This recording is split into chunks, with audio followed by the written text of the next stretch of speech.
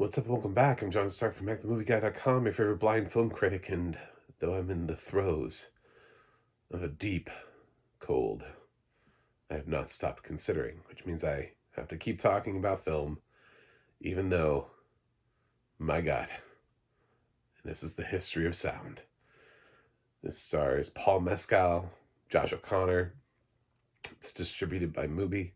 It premiered at the 2025 Cannes Film Festival, and shortly thereafter was released by Mubi as part of their slate of films for the year. It takes place before a lot of things, actually. Before when I don't know, trains were popular. Before we had proper recording devices for music. And people just kind of sang folk songs. And how did folk songs make it from one area to another? And it deals with that kind of notion. It's also a gay romance. And it doesn't have audio description, which movie I wish you did, because I love this movie. And I wanted to love it more, but there's this like barrier between what's happening in the silence. See, like for sighted people, this is one of those cool movies because it's like it plays with sound. Like at the very beginning of the movie, when it starts with like the logos and all that kind of stuff, man, it takes forever for there to be a sound in there. They wait forever to put sound. So you're like, is it playing? Is it on? Is it happening? What are we doing? So like it just kind of leaves me. But the actual story and these performances and this acting, uh, like, man, I love Paul Mescal in this. He plays Lionel, this sort of backwoodsy, um, he's like really into music. He talks about how he can see all the colors and you know, the different sounds and everything. And Josh O'Connor's character has this deep connection with music, and I don't know, I just resonated with it. Maybe it's because I do like music on the outside too and work in that field, but it just it just hit me a lot more than that. This is like my Brokeback Mountain. Like I felt like I could understand and resonate with this film more than I could the gay cowboy movie, as an LGBTQ critic also. That movie, I liked it, but like it wasn't me. Like I didn't feel represented in that film. And then here's History of Sound, and like suddenly it's, instead of cowboys, it's like it's music. And suddenly I see myself a lot more in these characters in this movie. Maybe that's it. Sometimes stories speak to us differently in different ways, but I loved A History of Sound a lot. And the only barrier between it and being my best picture of the year is the lack of audio description. I might let this in my top 10. I might be in my top 25, but I was captivated with it. It plays very much like Brokeback Mountain, which is okay. That was 20 years ago. But it's a different story with different beats, different characters, different relationships. But yeah, the closest comp here is obviously Brokeback Mountain. But if you have never ranched before and couldn't relate to Brokeback Mountain and needed something else, this is that. And for me, this is great. I actually like Paul Mescal more here than I do in Hamnet. I thought he did better. I did a more um, just a more well-rounded performance here as Lionel than the little bit of time he has as William Shakespeare in Hamnet, in a film that is designed to support Jesse Buckley. I feel like this film is more designed to support him. So now I'm like, well, I don't even care if I vote for Paul Mescal for Hamlet, because I'd rather vote for him for this. And I don't need to vote for him in lead and supporting for two different films. I just don't feel that need.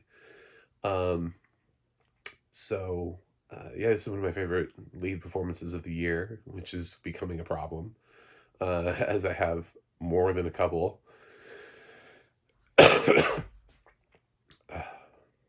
I did say I was sick. I warned you. Um, but this is a beautiful film, and I like how it plays with sound too. I like that sometimes there's like an absence of background noise. There's an absence of music score.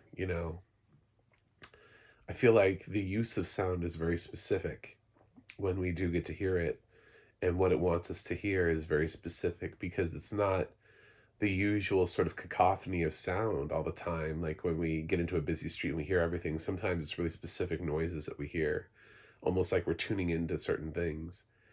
And I really appreciated the film. And Josh O'Connor's really good here too. He's definitely the support here. He's the more Jake Gyllenhaal role. Um, but again, like this dude has tuned in like solid performance after solid performance this year. And like, where do you vote for him? I feel like Josh O'Connor needs his own award, like the Josh O'Connor category, because between this, The Mastermind, Rebuilding, which I didn't even give a fresh review to, but in my review, I noted the fact that he's great in it. I just think the movie is really dull. And Wake of Dead Man, I mean, he's got 4 films, and he's also got bonus tracks. So he actually has his own category. There's 5 films. You can vote for your favorite Josh O'Connor performance. So it's crazy to think that this year, with as strong and consistent of performances as he's been giving, that he won't get nominated for anything. Paul Mescal, at least, I think will get nominated for Hamnet, but History of Sound has fallen through the cracks and under the radar for a lot of people, and I don't know why. I adore this movie. But yeah, the audio description puts up a barrier for me. But I'm not going rotten with this. I did fall in love with it enough, but at the same time, there were parts where I was going, what's happening? Come on now. It's so disappointing. It's deflating when you like are trying to embrace something, but you can't because there's this like lack of accessibility. But so this would probably be a much higher grade than it is right now, but really, without the audio description, I don't feel like I can go above an 8. And that's like with a lot of love being thrown behind it. That's with me saying it's personally swinging in my direction. I love this movie. I love these performances. But the acknowledgement of the lack of accessibility is really, really just kind of, I don't think I can take it above an 8 out of 10. So, we'll see where it is on my end of year list and how high I'm willing to put titles that don't have audio description, especially since Mubi is starting to be able to do that and get into that. This one would have made sense. It's got actors people recognize. There's a likelihood people would gravitate toward it. Yeah, I think this one makes sense to have audio description. I don't think I'm asking for the moon here. But History Sound, if you haven't seen it yet, I highly recommend it. If you're blind and low vision, I can completely understand why you don't want to see it. But if you're queer, blind, and low vision, let's be honest, there aren't a lot of options. So you've probably seen all of them already and have seen Brokeback Mountain 1,000 times. So if you want to venture out into something else, man, this one's good. All right. Thanks for watching. Thanks for subscribing. And I'll see you guys on the other side.